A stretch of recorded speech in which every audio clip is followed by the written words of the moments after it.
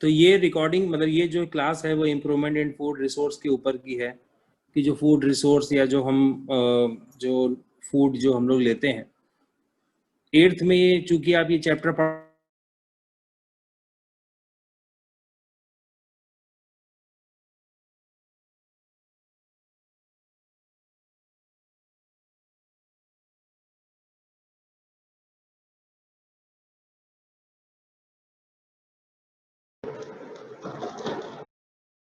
Hello sir, आपकी आवाज नहीं आ रही।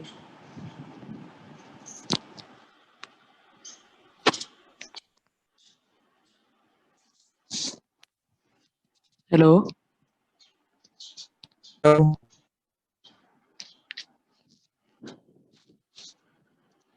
सर, आपकी आवाज नहीं आ रही। हेलो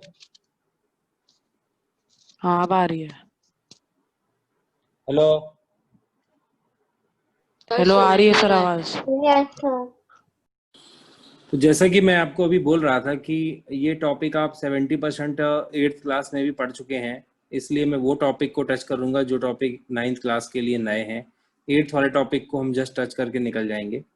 तो improvement in crop yield, yield मतलब होता है आउटपुट, कितना ज़्यादा और पैदा कर सकते हैं ताकि लोगों को पहुंच सके वो। तो हर एक चीज़ के लिए यहाँ पे लिखा हुआ है क्या क्या ज़रूरत है, जैसे कार्बोहाइड्रेट, प्रोटीन और ये सब, ऑयल सीड वगैरह का नाम दिया गया होगा। स्मॉल शॉर्ट क्वेश्चंस पूछ सकते हैं इससे। जैसे यहाँ पे लिखा है कि क्या लिखा है कि यहाँ cereal such as wheat, cereals such as wheat, rice, maize, millets and sorghum provide carbohydrate, ऐसा पूछेंगे आपसे।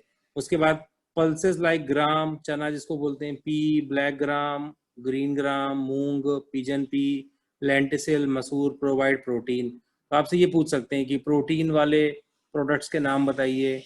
आपसे ये पूछ सकते हैं कि कार्बोहाइड्रेट वाले चीज़ों के नाम बताइए, जैसे चावल, गेहूं, मतलब वही सब ऊपर लिखा हुआ। उसके बाद आपसे ऑयल सीड, ये लिखा हुआ ऑयल सीड, तेल किन किन से निकलता है, soybean, fats. Groundnut, mustard, sesame, इन सब चीज़ों के बारे में अभी ऑयल सीड्स की बात करेंगे। जो ऑयल सीड्स होते हैं जैसे, मतलब उनमें से ऑयल निकलता है, ये सब चीज़ें आपको करनी है। फॉडर क्रॉप, जो जानवर लोग खाना खाते हैं, जानवर चारा खाते हैं, इसको बरसीम बोलते हैं, सोडन ग्रास, ये सब लाइव स्टॉक वगैरह के लिए है।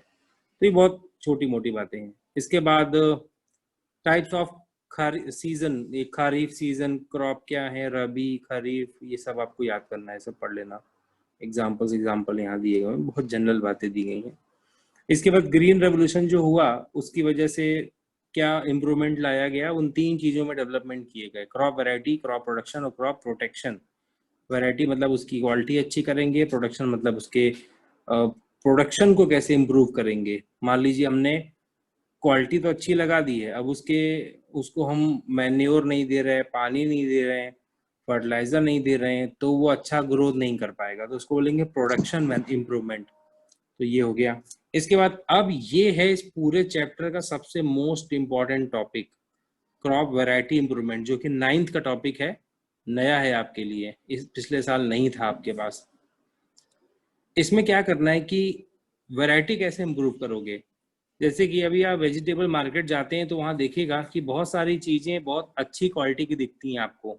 जैसे आप स्पेंसर जाइए या बड़ी बड़ी शॉप हैं, जैसे कि एयरटेल की जो फ्रेश जो है शॉप मुंबई वगैरह में है, और जो बड़े बड़े जैसे ये हाइपर सिटी मॉल जैसे हो गए, यहाँ जो सब्जियाँ बिकती हैं वो बहुत अच्छी और बहुत बड़ी, मतलब ऐसे देखने में बहुत अच्छी लगेंगी आपको। और अगर आप अपने इनकी भी बात करेंगे, जैसे गेहूं, चावल और मट दाल और सब्जियां, इन सब की भी क्वालिटी को इम्प्रूव किया जा रहा है। तो इम्प्रूव करने का फ़ायदा क्या होगा, बहुत सारे फ़ायदे होंगे कि वो ज़्यादा ज़्यादा मतलब कि ज़्यादा अमाउंट में ग्रो हो पाएंगी, क्वालिटी अच्छी होगी, उनको कीड़े नहीं खराब कर पाएंगे, और कम पानी में उग पाएंगी। वो सब नेक्स्ट पेज पे यहाँ दिए गए हैं, ये पॉइंट्स दिए गए हैं, ये 1 2 3 4 5 6, ये सारे पॉइंट्स सब्जेक्टिव के लिए इंपॉर्टेंट है, वही जो मैं अभी बात कर रहा था। Higher yield, productivity of copper per एकड़, मतलब ज़्यादा प्रोडक्शन होगा, इम्प्रूव्ड क्वालिटी। उसके बाद क्या है, बायोटिक अबायोटिक रेजिस्टेंट, मतलब कि बायोटिक मतलब कीड़ों मकोड़ों से बचे रहना, अबायोटिक मतलब धूप से, कम पानी से बचे रहना, है ना। उसके बाद चेंज इन मेच्योरिटी ड्यूरेशन, जल्दी जल्दी से मेच्योर हो जाना। उसके बाद वाइडर एडेप्टेबिलिटी, मतलब कहीं पर भी उगा लो तो उग जाएंगे। डिजायरेबल एग्रोनॉमिक कैरेक्टर्स, कि वो जिस चीज को आपको चाहिए आप उसी चीज को ज्यादा इम्प्रूव करिए। जैसे कि पहले, जैसे हमको पपाया के पेड़ में हमको क्या चाहिए, मतलब हमें क्या चाहिए पपाया का। देखिए, मैंने जो क्वालिटी इंप्रूवमेंट की बात कही आपसे कि इन सब वजहों से क्वालिटी इंप्रूवमेंट करेंगे, wider adaptability, agronomic character, drop resistant, ये सब चीज़ों के बारे में। तो ये करोगे कैसे? करने के तरीके को बोलते हैं हाइब्रिडाइजेशन। अब ये डेफिनेशन भी दी गई है, बहुत ध्यान से देखना सभी लोग। Hybridization refers to the crossing between genetically dissimilar plants। ये 2 मार्क्स की डेफिनेशन स्कूल में आती है, जिसमें आपको ये लिख के आना है। आपको जो समझा रहा हूं मैं, हाइब्रिडाइजेशन समझा रहा हूं, जिसमें 2 वैरायटीज के बीच में क्रॉस हो रहा है। तो मैंने बोला वैरायटी 1, वैरायटी 2। बात समझो यहाँ पे। अब जैसे मैंने बोला जैसे कि स्पीसीज किसकी है, डॉग की है, मान के चलो ये डॉग है, तो डॉग की वैरायटी 1 और डॉग की वैरायटी 2, अगर इन दोनों के बीच में क्रॉस हो रहा है तो वो क्या कहलाता है? Inter varietal. इंटर वेराइटल कहलाता है। लेकिन देखो यहाँ डॉग तो स्पीसीज क्या है उनकी, स्पीसीज बोलते हैं इस पॉइंट को, इसको बोलते हैं स्पीसीज।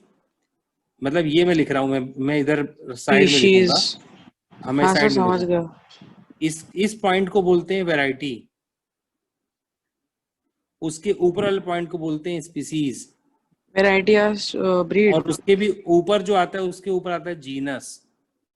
तो ये सिस्टम होता है। मैं अच्छे 1 मिनट को, अच्छा कि मैं आपको समझा रहा हूँ, डॉग एक स्पीसीज है जिसके अंदर कई सारी वैरायटी हो सकती हैं, जरूरी थोड़ी नहीं V1 V2 ही हो, और भी हो सकती हैं। तो अगर V1 और V2 के बीच में क्रॉस हो रहा है, किसी भी 2 वैरायटी के बीच में क्रॉस हो रहा है, तो उसको हम बोलेंगे इंटर वेराइटल। वैराइटल। जिसकी सेम क्या होगी, वेराइटल। सेम क्या होगी इसकी, स्पीशीज। यानी 2 different variety, species. 2 different variety same species की, या ये कह सकते हो सेम स्पीसीज की 2 डिफरेंट वैरायटी। बात समझ आ रही है? हाँ। Yes sir.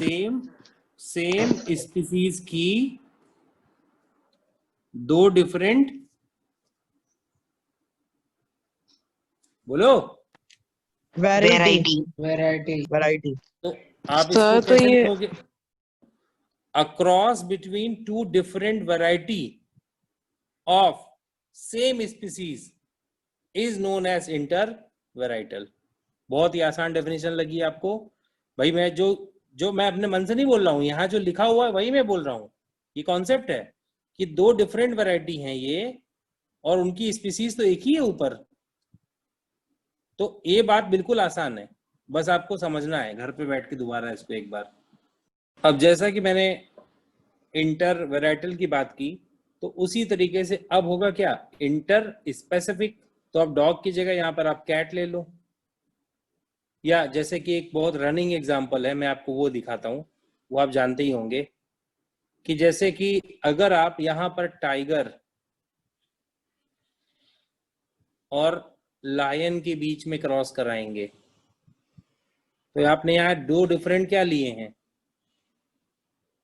स्पीशीज। स्पीसीज, और अच्छा, उनकी मतलब 2 डिफरेंट उनकी स्पीशीज सेम और क्या, एक वेराइटी।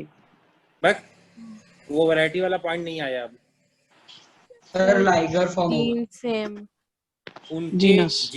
जीनस सेम होगा, जीनस, उसका जीनस सेम होगा। तो पैंथेरा नाम का जीनस होता है इनका, वो सेम होगा। पैंथेरा तो टाइग्रिस। हाँ, वो लास्ट में शायद पैंथे कुछ लिखा होता है, कुछ होता है इसमें, टिग्रिस पिग्रिस कुछ तो कॉमन होगा। हाँ सर। तो वो जो है जीनस हो जाएगा।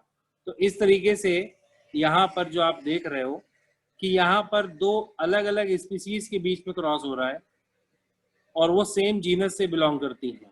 तो उसका एग्जाम्पल मैंने आपको बता दिया, लाइगर बनता है इससे, sir liger. What is genus? ठीक है, हैं? अभी आपने जो है एनिमल क्या कहते हैं, डाइवर्सिटी नाम का चैप्टर नहीं पढ़ा है, पर ऐसा मान लो जैसे तुम्हारे घर का एड्रेस लिखते हो ना, जैसे आप अपने घर का एड्रेस लिखते हो, मकान नंबर, सोसाइटी का नाम, फिर उसके एरिया का नाम, फिर उसके सिटी का नाम, फिर उसके स्टेट का नाम, फिर कंट्री का नाम, ऐसा लिखते हो ना, ये एक सिस्टम होता है लिखने का।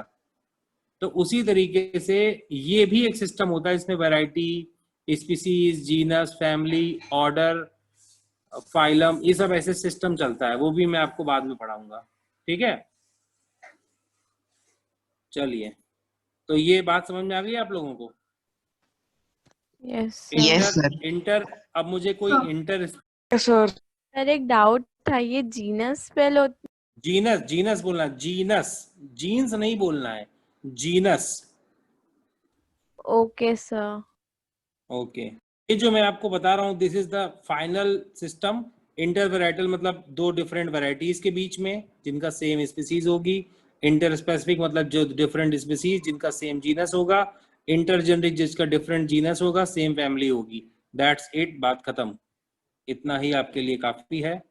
और देखिए, तो मैं जैसे आपको समझा रहा हूँ कि क्रॉप प्रोडक्शन मैनेजमेंट जो है कई चीज़ों पे डिपेंड करेगा, मतलब वो आगे मैं आपको पढ़ाऊंगा अभी। पर यहाँ पर ये एक छोटा सा टॉपिक है, A1 मार्क्स का क्वेश्चन आएगा अगर पूछ दिया गया।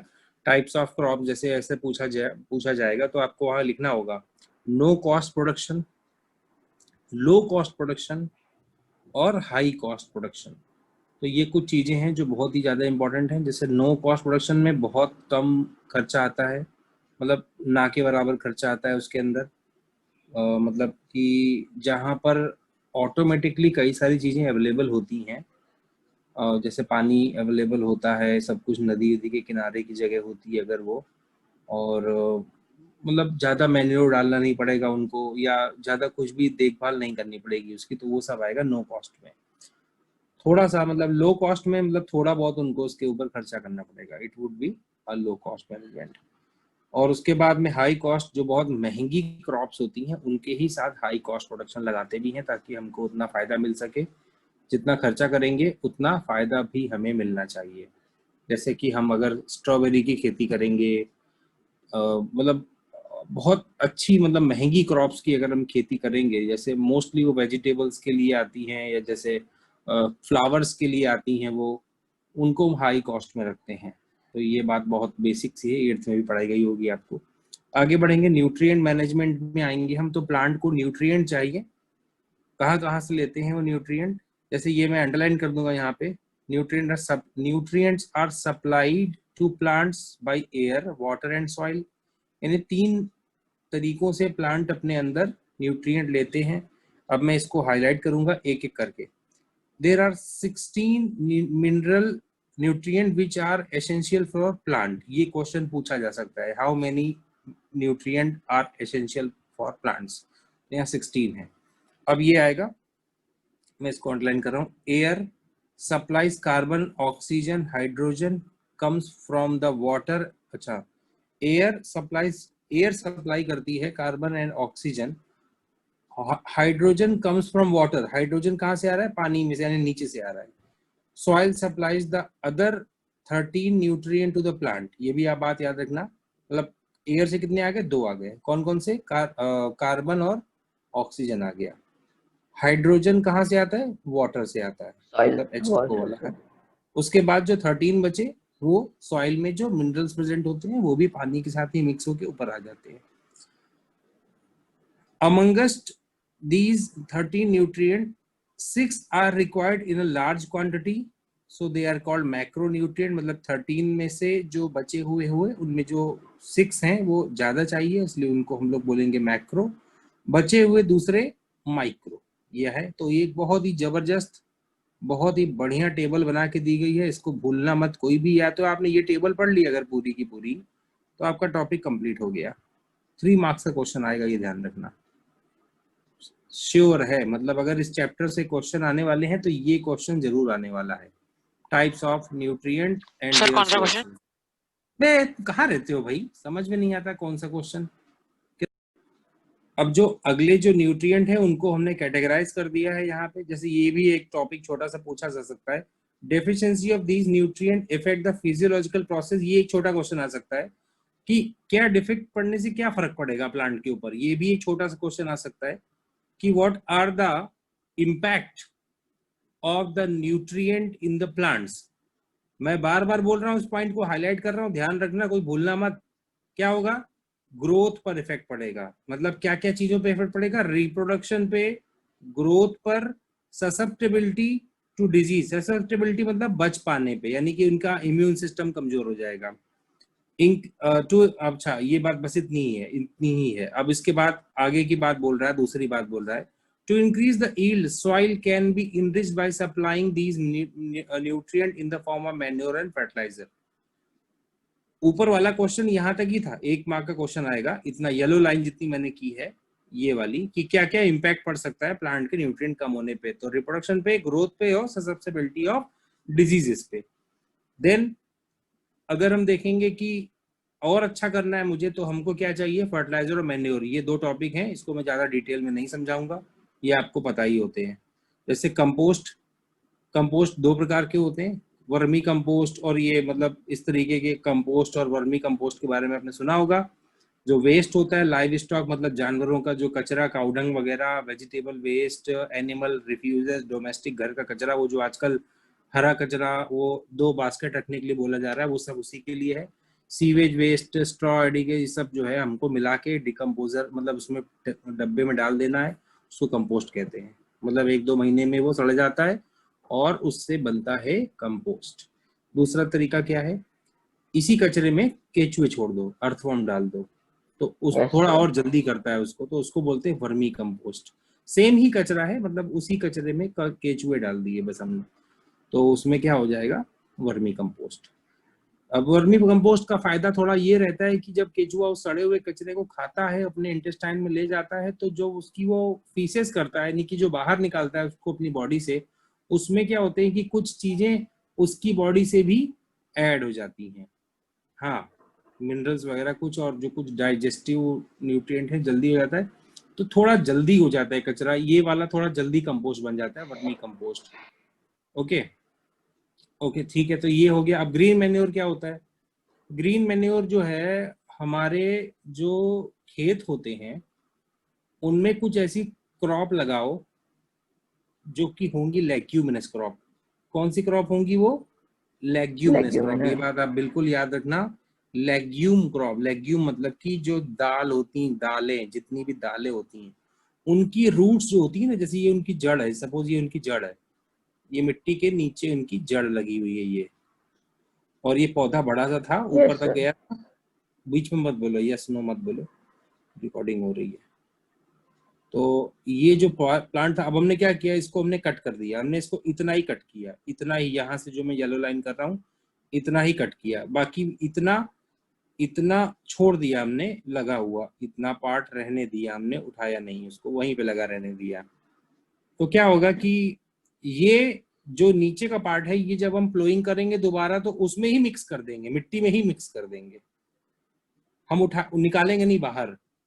तो ये जैसे क्या होता है गुआर में, और जो आजकल आप लोग नहीं खाते गुआर, जो जो पत्ती जैसी हो, जो पापड़ी, जो गुजराती लोग जो खाते हैं, उसमें गुआर की सब्जी, और कुछ ऐसे प्लांट होते हैं उनमें ग्वारफली। केवल गुआर फली, केवल उसके हम केवल फली तोड़ लेते हैं, बाकी पूरा प्लांट उसमें लगा रहने देते हैं, पूरा प्लांट मिट्टी में मिक्स कर देते हैं, पूरा का पूरा प्लांट, उखाड़ते भी नहीं। ग्वार फली वैसे तो वो होती है बेल, बेल जैसी होती है, उसमें निकलती है, वो भी उसमें मिक्स हो जाती है, उसकी स्टेम, रूट सब उसमें मिक्स हो जाती है। तो ये हो गया ग्रीन मैन्योर, यानी कि चीप लेग्यूमिनस क्रॉप को कट नहीं करेंगे, उनकी रूट्स को हम उसी में मिक्स कर देंगे। ठीक है, तो ये हो गया। ये फर्टिलाइजर के बारे में आप जानते होंगे, एनपीके फर्टिलाइजर, वो सब मैं आपको नहीं पढ़ा रहा हूँ। टाइप्स ऑफ फर्टिलाइजर पूछ सकते हैं, एनपीके याद रखना आप लोग, है ना, वो सब चीजें जनरल बातें हैं। इरिगेशन भी मैं नहीं पढ़ाऊंगा आपको, इरिगेशन का जी ये सब पुराने मेथड है, मतलब पुराने मेथड, जैसे well, canal, river lift, tanks, ये सब पुराने मेथड हैं। अब नए मेथड आ गए हैं, कुछ नए मेथड आए हैं, उसमें कहाँ दिया है नया मेथड?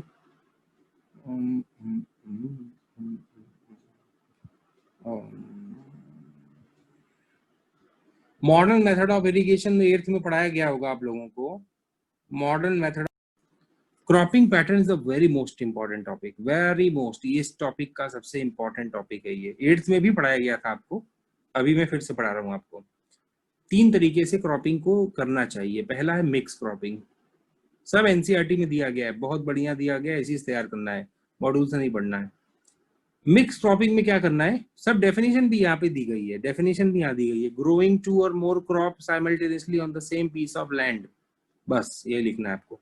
एग्जाम्पल जरूर याद करने हैं, जैसे वीट ग्राम एक साथ लगा दो, वीट मस्टर्ड एक साथ लगा दो, ग्राउंडनट या सनफ्लावर एक साथ लगा दो। तो ये सनफ्लावर और ग्राउंडनट ये गुजरात की मोस्ट फेवरेट क्रॉप है, ग्राउंडनट और सनफ्लावर। ग्राउंडनट नीचे, सनफ्लावर ऊपर, याद रखना इस बात को, क्योंकि ग्राउंडनट तो नीचे होगी और उसका प्लांट बहुत छोटा होता है और सनफ्लावर का प्लांट बड़ा होता है, तो जो जगह होती है उसका अच्छे तरीके से यूटिलाइजेशन हो जाता है।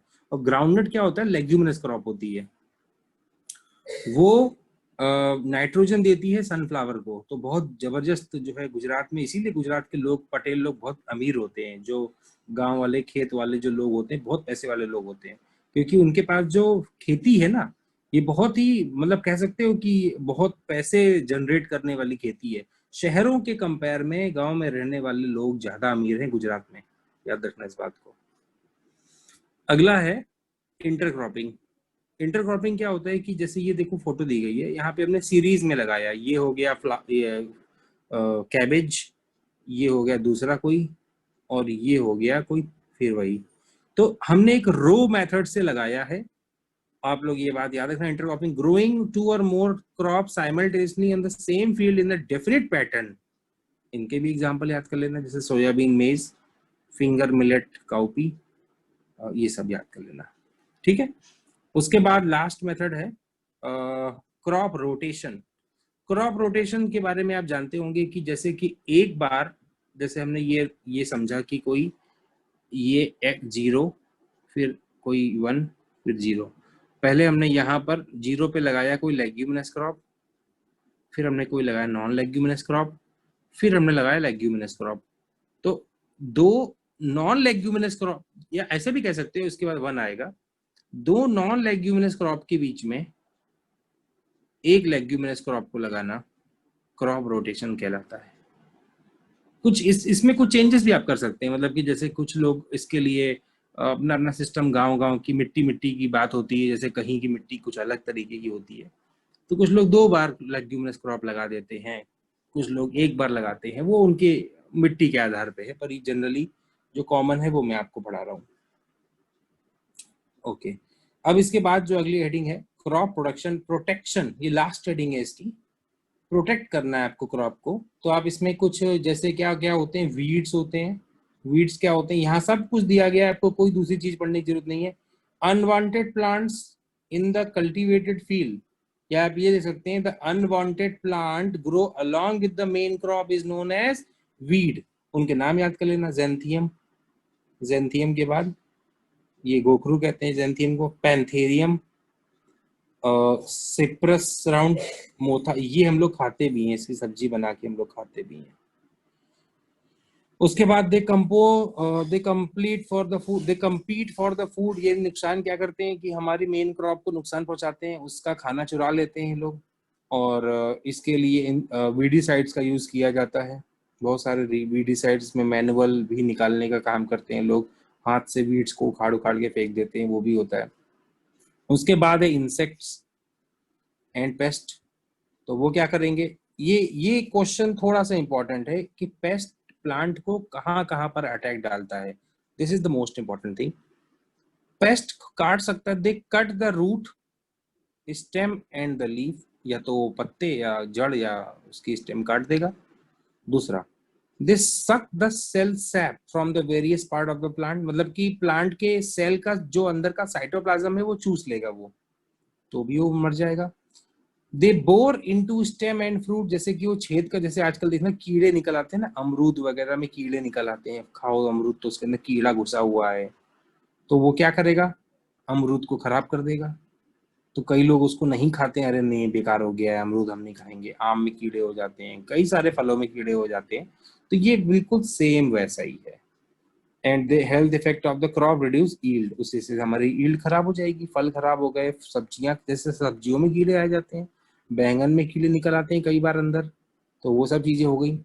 उसके बाद डिजीजेस भी हो जाती हैं प्लांट्स को, कई सारी डिजीजेस जैसे कि पैथोजेंस मतलब वायरस, बैक्टीरिया, फंगस, इन सब से भी बीमारियां हो जाती हैं। तो ये सब आपको पढ़ा दिया मैंने। अब यहाँ पे क्या है, weeds, insect disease can be controlled by various method. One of the most common method are use for pesticide डाल दिया, हर्बिसाइड्स डाल दिया, इंसेक्टिसाइड, फंगिसाइड। भाई ये नाम याद रखना, पेस्टिसाइड पेस्ट के लिए काम में आएगा, हर्बिसाइड जो होगा आपके लिए ये वीड्स के लिए काम में आएगा, इंसेक्टिसाइड इंसेक्ट को मारने का काम आएगा, फंगिसाइड फंगस को मारने का काम आएगा, रोडेंटिसाइड भी होता है, याद रखना, रोडेंटिसाइड। रोडेंट मतलब चूहे होता है, याद रखना, रोडेंट मतलब चूहे। वो पेस्टिसाइड में वैसे चूहे वाला मारने वाला भी आता है, सेम ही टॉपिक है वो। आप उसको पेस्ट कंट्रोल हम लोग कराते हैं ना अपने घर में, कॉकरोच मारने के लिए, वो सब चूहों के लिए, तो वो पेस्टिसाइड कहलाता है। अब इसके बाद ये हो गया, आपको इनके नाम पता चल गए है ना। तो ये हो गया weeds control method include the mechanical removing, हाथ से निकालना, preventive method such as proper seed, ये भी पूछा जा सकता है कि कैसे अच्छी तरीके से हमने वो किया है, तो क्या करना है कि हमने अच्छी तरीके से सीड को अंदर दबा के लगाना है। Timely sowing of crop, intercropping and crop rotation also weed control, ये भी अगर आप अलग अलग क्रॉप लगाएंगे तो एक ही तरीके की क्रॉप की आदत नहीं पड़ेगी वहां पे।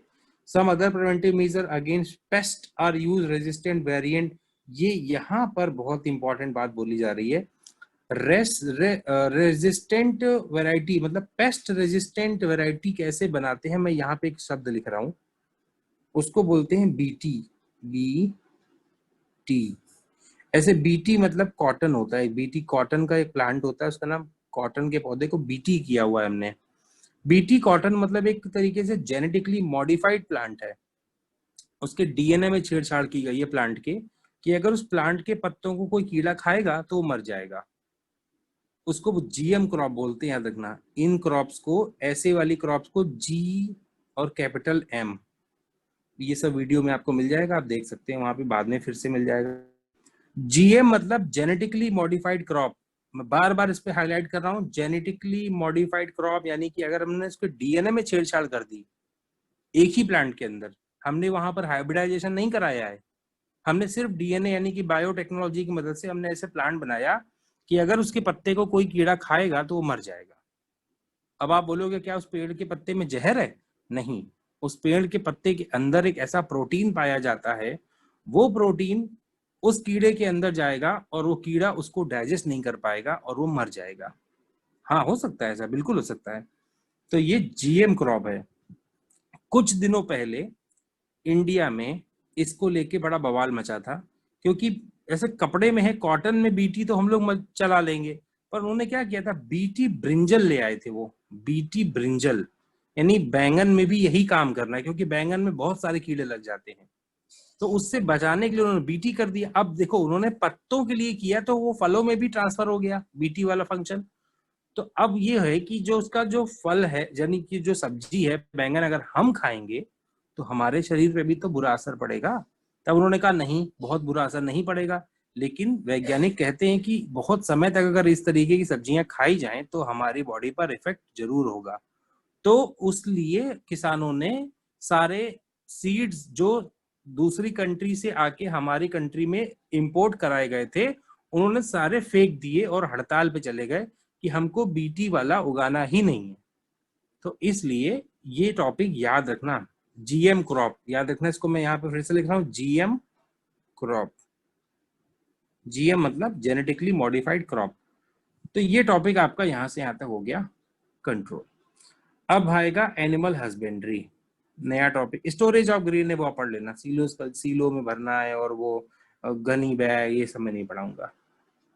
एनिमल हस्बेंड्री में क्या आता है, एनिमल्स को हम सर ओनली कैसे 10 रखते हैं, minutes are left. हो जाएगा उतने में, कोई दिक्कत नहीं है।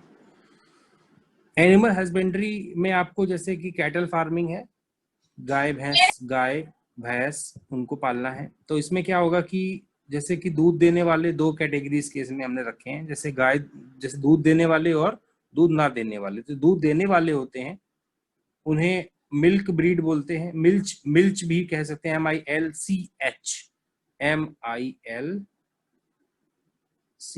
Milch breed.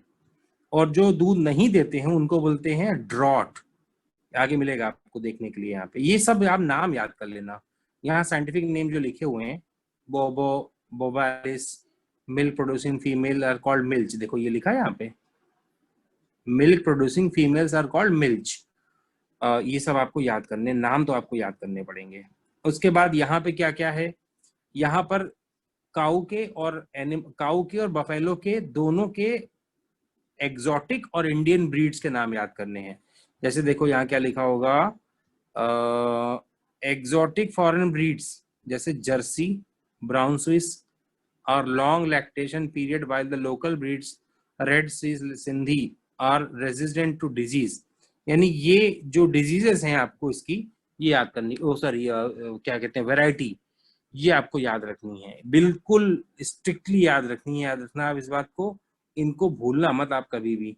ये लिखना है केवल इनकी ये नाम याद करने हैं, मतलब कि वैरायटीज के नाम याद करने हैं आपको। ये हो गया।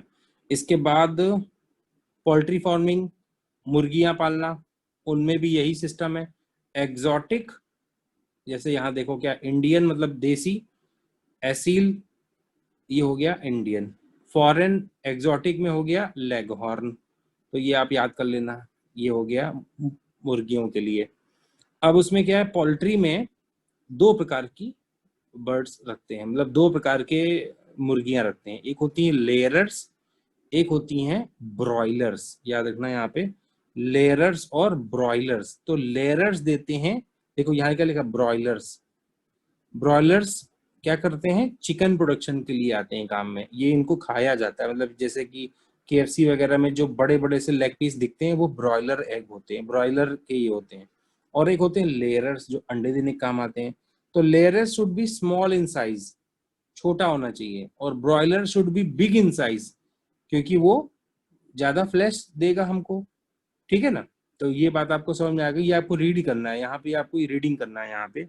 यहाँ दिया गया होगा, देखो लिखा हुआ है यहाँ पे, therefore improved poultry breeds are developed and farmer produce layers for the eggs and broiler for the meat।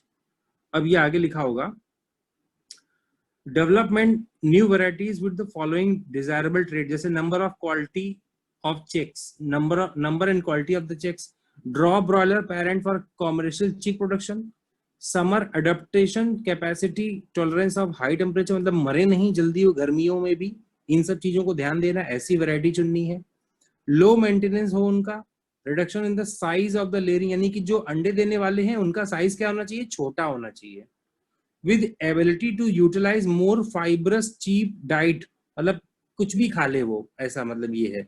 तो दो क्वालिटी है कि जो अंडे देने वाले हैं वो कैसे होने चाहिए, छोटे, ये बात याद रखना, साइज में छोटे। और जो चिकन प्रोड्यूस करने वाले हैं वो कैसे होने चाहिए, साइज में बड़े होने चाहिए। तो ये आपको पता चल गया। अब ये भी हो गया। इसके बाद fish production, egg and broilers, ये है एग एंड ब्रॉयलर्स के लिए लिखा हुआ है। ये सब वही बातें हैं जो एग देने वाले हैं और ब्रॉयलर प्रोडक्शन के लिए यहाँ पे दिखा हुआ है, सब वही सेम ही है, जनरल टॉपिक्स हैं, इसको आप पढ़ सकते हैं। फिश प्रोडक्शन जो है मछली पालना, इसमें 2 प्रकार की मछलियां होती हैं, मैराइन फिशरी मतलब समुद्र से पकड़ने जाने वाली मछलियां, और इनलैंड फिशरी मतलब जो तालाबों से या रुकी ऐसा कोई पानी से उससे निकालते हैं हम लोग, तालाब वगैरह बना मतलब होते हैं जो, उनसे मछली निकालते हैं, उसको इनलैंड फिशरी कहते हैं।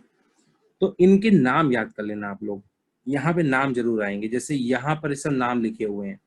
अब आपको यहाँ याद करने हैं कि मैराइन फिशरी कौन कौन सी होती हैं, उनके नाम, मतलब कि समुद्र से मिलने वाली मछली, उनके नाम। जैसे यहाँ पर ये बिल्कुल याद रखना, some marine fish high economic value also name as sea water, this include the finest fish like mullets, bekti, pearl short, ये सब नाम याद कर लेना, इसमें समझाने लायक कुछ भी नहीं है। इनलैंड फिशरीज के भी नाम याद कर लेना, ऐसे ही कुछ होंगी जो इनलैंड फिशरीज में इसके अंदर नाम लिखे होंगे यहाँ पे, कौन कौन सी फिश जो होती हैं इनलैंड फिशरीज के काम में आती हैं। खैर ये समझो, यहाँ पर एक ये टॉपिक एक जो लिखा हुआ है इसको बोलते हैं composite fish culture. Composite fish culture, ये बहुत इंपॉर्टेंट टॉपिक है। इसमें 3 प्रकार की मछलियों को एक साथ रखते हैं एक ही पॉन्ड में। और वो कौन कौन सी होती हैं, जैसे कि देखो यहाँ लिखा होगा कि काटला एज अ सरफेस फीडर, मतलब तालाब में जैसे 1 लेयर 2 लेयर 3 लेयर होती हैं, तो ऊपर एक मछली रहेगी, एक मछली नीचे रहेगी और एक मछली और नीचे रहेगी, तो तीनों आपस में एक जगह पे ही रहेंगी, मतलब 3 वैरायटी की फिश, तीनों में आपस में झगड़ा नहीं होगा, मतलब हमको एक साथ 3 प्रकार की मछलियां मिल जाएंगी। तो कौन ऊपर रहेगा? कटला ऊपर रहेगी। क्यों? क्योंकि वो सरफेस फीडर है। नंबर 2, मिडिल में कौन रहेगा? रोहू रहेगी, रोहू, क्योंकि वो मिडिल जोनर है, वो बीच वाला खाना खाती है। मिगरल्स और कॉमन क्रॉप्स कहाँ पाए जाएंगे? नीचे पाए जाएंगे, तो इनमें आपस में कोई झगड़ा नहीं होगा। तो ये फायदा हो गया हमको तीनों को एक साथ रखने में। ये पूरा पैराग्राफ थोड़ा पढ़ना है आपको, इसमें से कुछ बातें आपको एग्जाम में लिखनी होगी अगर आपको ये आएगा लिखने के लिए। तो इसमें क्या क्या फायदे हैं, देखो क्या लिखा हुआ है। Pond without completing the each other, मतलब कंपीटिंग नहीं करेंगे, एक दूसरे से लड़ाई नहीं करेंगे। Increase the fish yield from the pond, हम इस तरीके से बढ़ा सकते हैं। इसके कभी कभी जैसे इसमें क्या होता है कि दोनों नहीं मिलते हैं तो हम ग्रोथ हार्मोन का डाल देते हैं। क्या लिखा हुआ है? यूजिंग हार्मोनल स्टिमुलेशन, यानी कि हम चाहें तो उसमें कुछ ग्रोथ बढ़ाने के लिए हार्मोन्स डाल सकते हैं, जो ग्रोथ हार्मोन जैसे होते हैं वो उन चीजों को हम उसमें डाल सकते हैं। अब लास्ट टॉपिक है हनी बी, मतलब मधुमक्खी पालना। बहुत ही चीप और इकोनॉमिक होता है, इसलिए जो खेत में जो किसान लोग ये करते हैं वो इनको भी कर लेते हैं, क्योंकि इसको करने के लिए जगह तो ज्यादा चाहिए नहीं। नाम याद कर लेना, जैसे कि यहाँ पर इंडियन बी का नाम है Apis, Apis, A for Apis याद रखना। कॉमर्शियल हनी प्रोडक्शन और एपिस सेरेना इंडिका, ये सब नाम याद कर लेना। इंडियन बी एपिस डॉर्सेटा, और रॉक बी का नाम क्या है? एपिस फ्लोरेसेई, और लिटिल बी इस तरीके से, और इटालियन बी एपिस मिलिफिसेरा, ऐसे। बस ये हनी बी इसीलिए पालते हैं क्योंकि हमको वैक्स मिलता है और हनी मिलता है, और पॉलिनेशन भी कराते हैं प्लांट्स का, इधर उधर जाके ये सब कराते रहते हैं। तो ये तो था इस चैप्टर के कंप्लीट टॉपिक, मैंने कवर कर लिए मेन। अब आपको इसके सारे आंसर सॉल्व करने हैं, जितने भी ये एक्सरसाइज दी गई हैं ये सब सॉल्व करनी है आपको। ये मैं आपका गूगल क्लासरूम में पोस्ट कर दूंगा और अब वहां सॉल्व कर देना। आपको मैं 4-5 दिन का टाइम दे दूंगा आराम से। ओके।